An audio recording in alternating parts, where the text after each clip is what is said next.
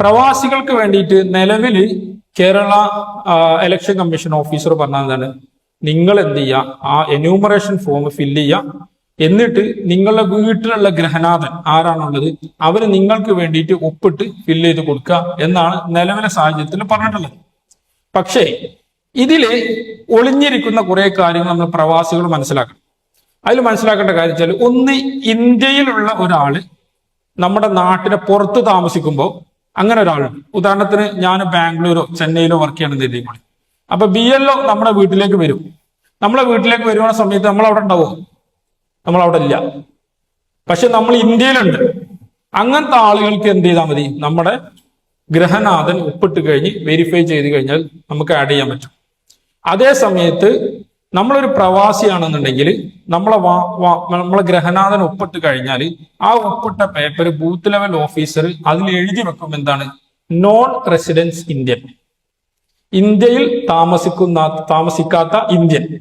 അപ്പൊ അങ്ങനത്തെ ഒരു നിലവിൽ വരുമ്പോ സമയത്ത് അവരെന്ത് ചെയ്യും, അത് സബ്മിറ്റ് ചെയ്യും. അത് സബ്മിറ്റ് ചെയ്ത് കഴിഞ്ഞിട്ട് അത് അവർക്ക് വേണമെങ്കിൽ തള്ളാം, അല്ലെങ്കിൽ എടുക്കാം. ഇലക്ഷൻ കമ്മീഷന്റെ നിയമപ്രകാരം ആര് ഇന്ത്യക്ക് പുറത്ത് താമസിക്കുന്നുണ്ടോ അവര് നിർബന്ധമായി കൊടുക്കേണ്ട ഫോമാണ് 6A 6A form. 6A form election കമ്മീഷന്റെ വെബ്സൈറ്റിന്റെ ലിങ്ക് ഞാൻ നിങ്ങൾക്ക് അയച്ചുതരാം. ആ ലിങ്കിൽ പോയി കഴിഞ്ഞ് നിങ്ങളെ ഇമെയിൽ ID പാസ്വേഡും കൊടുത്തൊരു അക്കൗണ്ട് ക്രിയേറ്റ് ചെയ്തിട്ട് പാസ്പോർട്ടിലുള്ള കംപ്ലീറ്റ് ഡീറ്റെയിൽസും കൊടുക്കുക.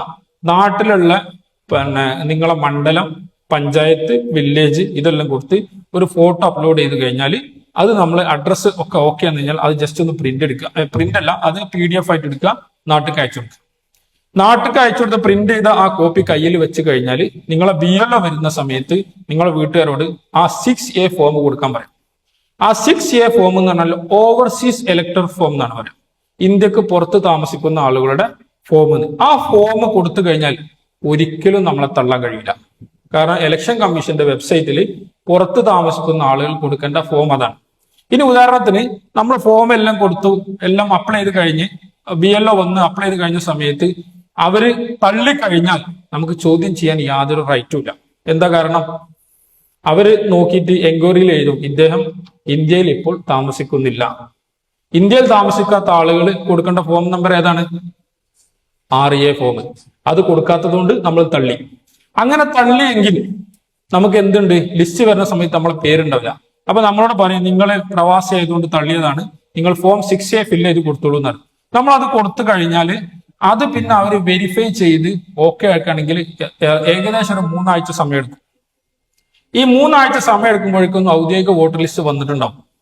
പിന്നെ നമ്മൾ ചേർക്കാൻ കഴിയില്ല, അടുത്ത 2026 ഒക്ടോബർ, നവംബർ, ഡിസംബറിലാണ് വോട്ടർ ലിസ്റ്റ് വരുന്നത്. SR എന്നാണ് പറയാം വോട്ടർ ലിസ്റ്റിൽ. അപ്പൊ നമുക്ക് ചേർക്കാം. അങ്ങനെയാണെന്നുണ്ടെങ്കിൽ നമുക്ക് അടുത്ത നിയമസഭാ ഇലക്ഷനിൽ വോട്ട് ചെയ്യാൻ കഴിയില്ല. അപ്പൊ ഇപ്പൊ ഉദാഹരണത്തിന് നമ്മൾ ഈ ഇലക്ഷൻ കമ്മീഷന്റെ ഈ SIRന്റെ ഉള്ളിലുള്ള നിഗൂഢതകൾ നമുക്കറിയാലോ. മാക്സിമം ആളുകൾ അവർ ഒഴിവാക്കാൻ ചാൻസ് ഉണ്ട്, നിയമപരമായിട്ട് ഒഴിവാൻ ചാൻസ് ഉള്ളത് ആരാ? പ്രവാസികളെ. കാരണം കേരളത്തിലുള്ള ആളുകൾക്ക് കുറെ അറിവുകളും പൊളിറ്റിക്കലി നോളജ് ഉള്ളത് കൊണ്ടും അവരെ നിയമപരമായി അല്ലാതെ ഒഴിവാക്കാൻ കഴിയും. നിയമപരമായിട്ട് അവർക്ക് ഒഴിവാക്കണം എന്നുണ്ടെങ്കിൽ 6A ഫോം ഫില്ല് ചെയ്യാത്ത ആൾക്കാരൊക്കെ ഒഴിവാക്കാം.